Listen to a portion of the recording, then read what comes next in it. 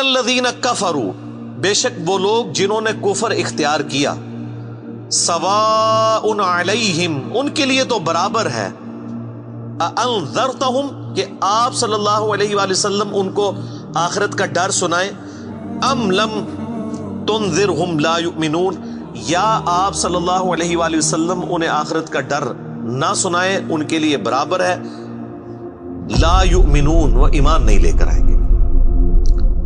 اچھا، اس کا یہ مطلب نہیں ہے کہ جو کافر ہے اس کو آپ نے تبلیغ نہیں کرنی ہے۔ تو یہ کتاب ہدایت پوری انسانیت کے لیے، ہدی للناس وبینات من الہدی والفرقان، اس میں امپلائڈ ہے ان الذین کفروا، بے شک وہ لوگ جنہوں نے کفر اختیار کیا ہے، جان بوجھ کے آنکھیں بند کی ہوئی ہیں، جس کو ڈاکٹر اسرار صاحب رحمہ اللہ تعالیٰ بڑی پیاری بات کرتے تھے کہ جو شخص سویا ہوا ہے اس کو تو آپ جگا سکتے ہیں، اور جو آنکھیں بند کر کے لیٹا ہوا ہے اس کو کوئی نہیں اٹھا سکتا، کیونکہ وہ پہلے ہی جاگ رہا ہے، جاگنا چاہتا نہیں ہے۔ تو ایسا شخص جس کے اوپر حق اور باطل واضح ہو چکا ہو، اس کے باوجود وہ جان بوجھ کے کفر کی روش اختیار کرے، اس کے لیے قرآن میں کوئی ہدایت نہیں ہے۔ یہ بڑا خطرناک معاملہ ہے۔ تو اس سے مراد وہ کافر ہے کہ جو حق جاننے کے باوجود جان بوجھ کے اپنی قبیلے کی حمایت کے اندر، اپنے نسلی تعصب کے اندر، یا جیلسی فیکٹر کی وجہ سے، جس طرح یہودی تھے، نبی صلی اللہ علیہ وآلہ وسلم کو ماننے سے انکار کر دیا، وہ سب کے سب اس کیٹیگری میں فال کرتے ہیں۔ ان کے لیے اب آپ ان کو تبلیغ کریں نہ کریں، ان کے لیے برابر ہے، وہ ایمان نہیں لے کر آئیں گے۔ ختم اللہ علی قلوبہم، اللہ نے ان کے دلوں پر مہر لگا دی ہے، سیل کر دیا، یعنی سیل ہو گئی، اب کوئی چیز اس کے اندر داخل نہیں ہو سکتی۔ وعلی سمعہم، اور ان کے کانوں پر بھی، وعلی ابصارہم، اور ان کی آنکھوں پر بھی، غشاوۃ، پردہ پڑ چکا ہے، وَلَهُمْ عَذَابٌ عَظِيمٌ، اور ان کے لیے بہت بڑا عذاب تیار کر رکھا ہے اللہ نے۔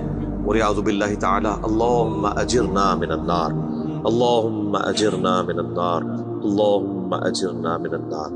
اچھا، قرآن کا طالب علم جب اس طرح کی آیات پڑھتا ہے نا تو وہ پریشان ہو جاتا ہے کہ بھئی قرآن تو بہت سٹریٹ فارورڈ ہے، اور آپ دیکھ رہے ہیں کہ اللہ تعالیٰ کے مزاج میں وہ چیزیں نہیں ہیں جو آپ کو میٹھے میٹھے وائزین بتاتے ہیں۔ اس لیے میں کہتا ہوں کتابوں کا خدا اور ہے اور بابوں کا خدا اور۔ قرآن بہت سٹریٹ فارورڈ ہے، کیونکہ یہ کلام کرنے والا کون ہے؟ اللہ، بے پرواہ ہے، اور وہ اسی پیشن کے ساتھ بات کرے گا تو آپ بھی اللہ کو سیریس لیں گے نا۔ اور اگر آپ کو یہ کہانی کرائی جائے گی، خیر ہے، جیسے ایک نانی ماں ہوتی ہیں، ایک دادی ماں ہوتی ہے، تو اللہ تعالیٰ تو نانی اور دادی سے بھی بڑھ کے رحم کرنے والا ہے۔ یہ کہانی، یہ کس آیت میں، کس حدیث میں لکھی ہوئی ہے یہ بات؟ اور میں اس کو پھر اینٹی وینم الزامی جواب کے طور پہ، پھکی کے طور پہ کہتا ہوں کہ اگر یہ نانی دادی اور ماں کے ساتھ آپ اللہ کو تشبیہ دے رہے ہیں اس کی محبت کو، تو کیا یہ نانی دادی اور ماں والی محبت اللہ تعالیٰ کی ابو جہل اور فرعون کے ساتھ بھی ہے؟ تو سارے کہیں گے نہیں۔ تو جو کلمہ پڑھ کے اللہ کے نافرمان اور باغی ہیں ان کے ساتھ بھی ہے؟ نہیں۔ جو اللہ کی طرف رجوع لے آئے ان کے لیے، پورے قرآن میں ایک آیت بھی ایسی نہیں ہے کہ جو اللہ کا باغی ہو، رجوع نہ لانے والا ہو، اللہ کہتا ہوں میں اس کو معاف کرنے والا ہوں۔ ہمیشہ یہ ہے کہ جو توبہ کر لے، اپنی اصلاح کر لے، رجوع لے آئے۔ یہ درجنوں آیات ہیں، وہ وقت کے ساتھ آئیں گی، ورنہ تو میں اسی آیت کے اوپر پورا یہ لیکچر ختم کر دوں گا، پھر آپ کا وہ یہ مصحف تو پچھلا تو 9 سال میں ختم ہوا ہے، یہ 18 سال میں بھی ختم نہیں ہونا۔ لیکن جنرل میں بات ضرور کروں گا تاکہ آپ کو ایک کنسیپٹ کلیئر ہو کہ جو باتیں بتائی گئی ہیں بالکل نان سینس باتیں ہیں، اس طرح کا کوئی کنسیپٹ نہیں ہے اسلام کے اندر۔ ایک میرا یوٹیوب پہ کلپ بھی ہے، اللہ کی رحمت سے دھوکہ، وہ آپ کلپ دیکھیں، میں نے اس میں کراس ریفرنس کے طور پہ کئی آیات پیش کی ہیں کہ یہ آپ کو بالکل کہانی کرائی گئی ہے۔ اللہ تعالیٰ اپنے معاملات میں بہت سخت ہے۔ اچھا، اس کی وجہ سے بعض لوگوں کے دماغ میں یہ بھی آ جاتا ہے کہ یار اللہ تعالیٰ دیکھو مور لگا دیتا ہے، نعوذ باللہ اللہ تعالیٰ کی اپروچ بڑی کوئی فنیٹک والی ہے، نعوذ باللہ۔ ایسا نہیں ہے، یہ ان لوگوں کے لیے جو جان بوجھ کے حق سے اناد کرتے ہیں، تو پھر اللہ تعالیٰ کے غضب کا کوڑا ان پہ پڑتا ہے کہ یار ان کو بات سمجھ بھی آ گئی تھی، اس کے باوجود انہوں نے یہ کیا ہے، اب میں ان کو نہیں چھوڑوں گا، اب ان کے اندر ہدایت داخل بھی نہیں ہو سکے گی. یہ بہت، یعنی اس کو کہتے ہیں پوائنٹ آف نو ریٹرن. اب اس پہ اللہ تعالیٰ کو کوئی پوچھ نہیں سکتا، اس کو اللہ نے بین کیا. لا يسأل عما يفعل وهم يسألون. اللہ کو کوئی نہیں پوچھ سکتا اس نے کوئی کام کیوں کیا. اللہ ہر ایک کو پوچھ سکتا ہے. یہ اللہ کو گلا نہیں کیا جا سکتا. رب ہے، مالک ہے، اس نے اپنے لیے رول طے کیا کہ بھئی جب پوائنٹ آف نو ریٹرن پہ کوئی بندہ پہنچے گا، سچائی قبول کرنے کے باوجود وہ حق سے اناد کرے گا، اس کو نظر آ جائے گی سچائی ہے، پھر بھی وہ اناد کر دے گا، پھر میں مہر لگا دوں گا. آؤ پھر وقت کا پیغمبر بھی اس کو ہدایت نہیں دے سکتا. انک لا تہدی من احببت ولکن اللہ یہدی من یشاء. اے نبی، جس سے تم محبت کرتے ہو تم بھی اسے ہدایت نہیں دے سکتے. اللہ جسے چاہتا ہے ہدایت دیتا ہے. ہدایت کس کو دیتا ہے؟ والذین جاہدوا فینا لنہدینہم سبلنا. جو لوگ ہماری راہ میں کوشش کریں گے ان کے لیے ہم اپنی راہیں کھولیں گے. اس کائنات کی سب سے ایلیٹ چیز ایمان ہے، جس کے اوپر ہمیشہ کی کامیابیوں اور ناکامیوں کا فیصلہ ہونے والا ہے. تو آپ کیا سمجھتے ہیں کہ آپ کو یہ راہ چلتے فٹ پاتھ پہ گری پڑی مل جائے گی؟ اس کے لیے کوئی ایفرٹ پٹ نہیں کرنی پڑے گی. اور دنیا میں جس چیز کی منفعت چند سالوں کے لیے ہو وہ بھی اتنی ایفرٹ پٹ کرنے کے بعد ملتی ہے، اور جس سے ہمیشہ کی کامیابیاں آپ کا مقدر ہونے والی ہیں، آپ سمجھتے ہیں کہ وہ آپ کو چنگیزی لگ جائے گی، مفت میں ہی مل جائے گی؟ نہیں، ناٹ ایٹ آل.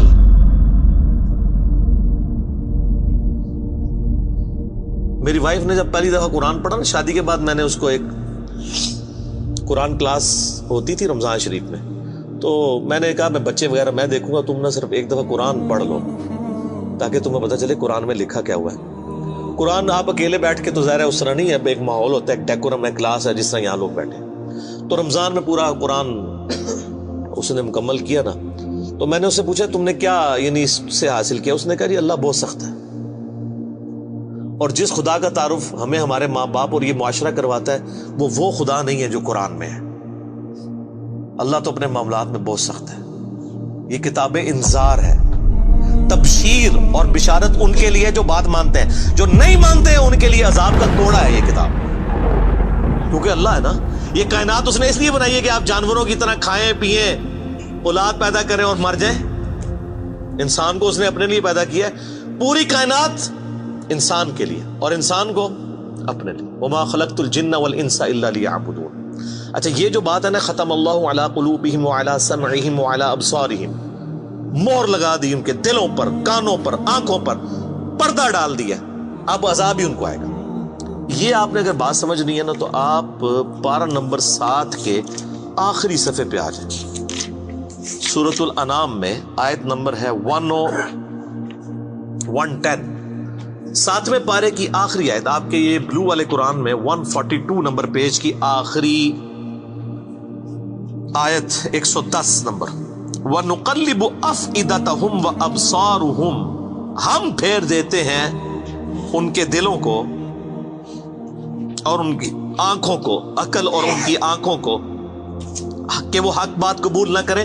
حق سے اللہ فرماتا ہے کہ میں ان کو حق سے اندھا کر دیتا ہوں. کما لم یؤمنوا به اول مرہ، جس طرح کہ انہوں نے بھی تو پہلی دفعہ جب ان کے اوپر حق کھلا تھا انہوں نے ایمان لانے سے روح گردانی کی تھی نا، اب یہ چاہیں گے بھی نہ تو میں ان کو اسلام کی طرف نہیں آنے دوں. وَنَذَرُهُمْ فِي طُغْيَانِهِمْ يَعْمَهُونَ، اور میں ان کو چھوڑ دوں گا اپنی سرکشی میں بھٹکتے پھرے. وَلَوْ أَنَّنَا نَزَّلْنَا إِلَيْهِمُ الْمَلَائِكَةَ، اور اب اگر فرشتے بھی ان کے سامنے نازل ہوں، وَكَلَّمَهُمُ الْمَوْتَى، اور مردے قبروں سے نکل کے ان کے ساتھ بات کرنا شروع کر دیں، وَحَشَرْنَا عَلَيْهِمْ كُلَّ شَيْءٍ قُبُولًا، اور ہر چیز جن کا ان سے وعدہ کیا تھا ان کی آنکھوں کے سامنے آ جائے، قیامت بھی، عذاب بھی، سب کچھ بھی. مَا كَانُوا لِيُؤْمِنُوا، پھر بھی ایمان نہیں لے کے. یہ ہے سر کتابوں کا خدا. یہ نانی اماں، دادی اماں اور ماما نہیں ہے، یہ اللہ ہے. کتنی سختی ہے کہ فرشتے بھی. اب مجھے بتائیں کسی سے مردہ نکل کے قبر سے کہے کہ میری تو پھینٹی لگ گئی ہے، آپ کو تو پوری زندگی نیند نہیں آنی ہے، لیکن اللہ فرما رہا ہے پھر بھی ایمان نہیں لے کے آئیں گے. کر لو جو کر، یہ اللہ کہہ رہا ہے. آمین. الا ان یشاء اللہ، ہاں اگر اللہ ہی چاہے زبردستی کسی کو اس طریقے سے ہدایت دے تو وہ الگ بات ہے. ولیکن اکثرہم یجہلون، لیکن اکثر لوگ جہالت کا شکار ہیں، وہ اپنی وشفل تھنکنگز کے اندر، امانیہم جنہیں کہا گیا، وہ ان میں پھر رہے، پھرتے رہے۔ اللہ تعالیٰ اپنے معاملات میں بہت سخت ہے میرے بھائیوں، اللہ کو سیریس لینے کی ضرورت ہے۔ ظاہر ہے اس کائنات کی ایک ہی حقیقت ہے، وہ اللہ ہے، اگر اس کو کوئی سیریس نہیں لیتا تو اللہ تعالیٰ کے لیے کیا ہے؟ وہ تو اپنے نبی سے 3 دفعہ قرآن میں کہلوا رہا ہے، قل انی اخاف ان عصیت ربی عذاب یوم عظیم، اے نبی تم فرما دو کہ بالفرض اگر میں بھی اپنے رب کی نافرمانی کروں تو مجھے خود اس بات کا ڈر لگا ہے کہ بڑے دن کا عذاب مجھے بھی آ پکڑے گا۔ جی سورۃ الانعام، سورہ یونس، سورہ الزمر، 3 سورتوں میں یہ ایک آیت 3 دفعہ آئی ہے۔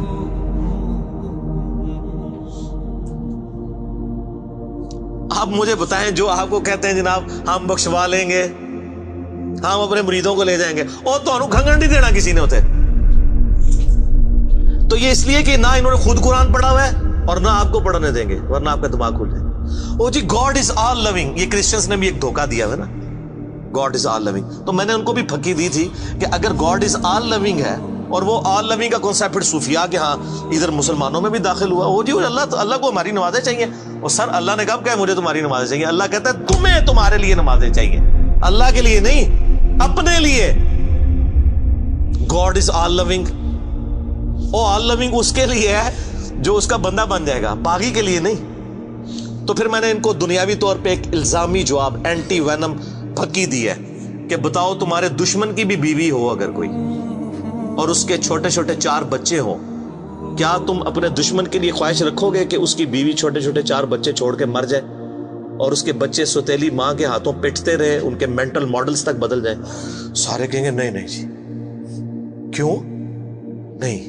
دل پسیجتا ہے۔ اچھا آپ کا دل پسیجتا ہے اور آپ نے میں یہ کہانی کرائی ہے کہ اللہ تعالیٰ ماں سے اتنے گنا اور دادی سے اتنے گنا اور نانی سے اتنا گنا محبت کرتا ہے، تو وہ اللہ روزانہ ہزاروں ایسی عورتوں کو موت کیوں دیتا ہے جن کے 4 چھوٹے چھوٹے بچے ہوتے ہیں؟ اس پہ ساروں کی زبانیں گنگ ہو جاتی ہیں۔ اگر وہ آل لونگ ہے کیوں موت دیتا ہے؟ آپ تو اپنے دشمن کی بیوی کو بھی موت نہ دیں، وہ روزانہ ہزاروں ایسی ماؤں کو موت کیوں دیتا ہے جن کے چھوٹے چھوٹے بچے ہوتے ہیں؟ اس کا مطلب ہے آپ نے جو احساسات ڈیولپ کیے ہوئے ہیں کہ اللہ اپنے بندوں کے ساتھ یہ کرتا ہے، وہ نہیں ہے۔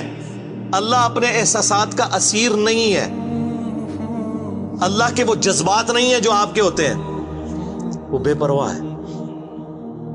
ہاں جو اس کا ہو جائے نا اس کے لیے معاملہ الگ ہے۔ وہ صحیح بخاری میں حدیث ہے کہ جس نے میرے ولی کے ساتھ دشمنی کی میرا اعلان جنگ ہے اس کے خلاف، اور انسان میرا قرب نہیں حاصل کرتا مگر فرائض کے ذریعے اور نوافل پہ استقامت کے ذریعے اس لیول پہ پہنچ جاتا ہے کہ میں اس کے ہاتھ بن جاتا ہوں جس سے وہ پکڑتا ہے، میں اس کے کان بن جاتا ہوں جس سے وہ سنتا ہے، میں اس کی آنکھیں بن جاتا ہوں جس سے وہ دیکھتا ہے، میں اس کے پاؤں بن جاتا ہوں جس سے وہ چلتا ہے۔ اچھا ادھر ہی حدیث روک دیتے ہیں صوفیاء اور وہ کہتے ہیں جی وہ خود ہی خدا بن گیا، ایتھوں ہاتھ پائے گا انج ہو جائے گا۔ وہ آگے پڑھو کیا لکھا ہوا ہے، وہ جب اپنے دشمن کے اگینسٹ مجھ سے پناہ طلب کرتا ہے میں اسے پناہ عطا کرتا ہوں۔ اگر وہ اللہ ہی سے پناہ طلب کر رہا ہے تو وہ پھر ہاتھ مارنے جو تو نا یہ ہاتھ بن جاتا ہوں، پاؤں بن جاتا ہوں، کان بن جاتا ہوں، اس سے مراد یہ کہ اس کا اوڑھنا بچھونا پھر میں ہی بن جاتا ہوں۔ قل ان صلاتی و نسکی و محیایا و مماتی للہ رب العالمین، اے نبی تم فرما دو بے شک میری نماز، میری قربانی، میرا جینا، میرا مرنا سب اللہ کے لیے۔ اوڑھنا بچھونا اللہ بن جاتا ہے۔ اس حدیث کے آگے الفاظ ہیں، اللہ تعالیٰ ماتا ہے مجھے کبھی کسی معاملے میں ہچکچاہٹ نہیں ہوتی سوائے ایک معاملے کے کہ جب مجھے اپنے کسی مومن بندے کو موت دینی پڑتی ہے۔ اللہ کہتا ہے میں بھی اس پہ ریلیکٹڈ ہوتا ہوں، کیوں؟ میرا بندہ موت کو ناپسند کرتا ہے۔ ظاہر ہے موت تو کسی کو بھی پسند نہیں ہے، انسان زندہ رہنا چاہتا ہے، اور یہ اللہ نے انسان کی کوالٹی رکھی ہے کہ اسے زندہ رہنے کی خواہش ہے۔ اسی لیے اولیاء اللہ بھی جب خطاب کر رہے ہو نا وہاں پہ اسپیکر پھٹ جائے تو وہ بھی یوں کر جاتے ہیں، لا حول علیہم ولا ہم یحزنون۔ کیوں کرتے ہیں؟ یہ نیچرل اللہ نے رکھا ہوا ہے۔ کسی اولیاء اللہ کو کہنا یہ سامنے یہ بٹ صاحب کے پاس جو بندوق بڑی خطرناک سی انہوں نے تانی ہوئی ہے، کسی اولیاء اللہ کو کہنا پڑھ لے کلمہ میں چلان لگاؤں، تو آپ دیکھ لیں اس کی کیا حالت ہوگی۔ یہ اللہ نے نیچرل رکھا ہوا ہے۔ موت تو اللہ فرماتا ہے کہ میں بھی ریلیکٹڈ ہوتا ہوں، وہ اپنی موت کو ناپسند کر رہا ہوتا ہے اور میں اسے موت دے کے اپنے پاس لانا چاہتا ہوں۔ پھر کیا ہوتا ہے؟ پھر تو وہ قرآن پاک میں سورہ حمیم سجدہ میں آیا نا کہ ایسے لوگوں میں پھر فرشتے نازل ہوتے ہیں، ان کو بشارت دیتے ہیں موت کے وقت. اور پھر سنن ابی داؤد میں، سنن نسائی میں بڑی ڈیٹیلڈ احادیث ہیں کہ جب ایمان والے کی موت کا وقت قریب آتا ہے تو باقاعدہ اس کو آمادہ کیا جاتا ہے کہ وہ خود کہے کہ میں مرنا ہے. وہ جب سب کچھ دیکھتا ہے وہ کہتا ہے ٹھیک ہے جان دو. پہلے نہیں کہتا جان دو. بڑا مشکل کام ہے. پہلے کہنا کہ جان دو تو حضرت موسیٰ علیہ السلام تھپڑ کیوں مارتے ہیں اسرائیل کو؟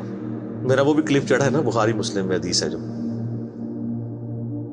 تو یہ بہت سینسٹیو ایشو ہے. اللہ تعالیٰ کے بارے میں آپ اپنے دماغ کھول لیں.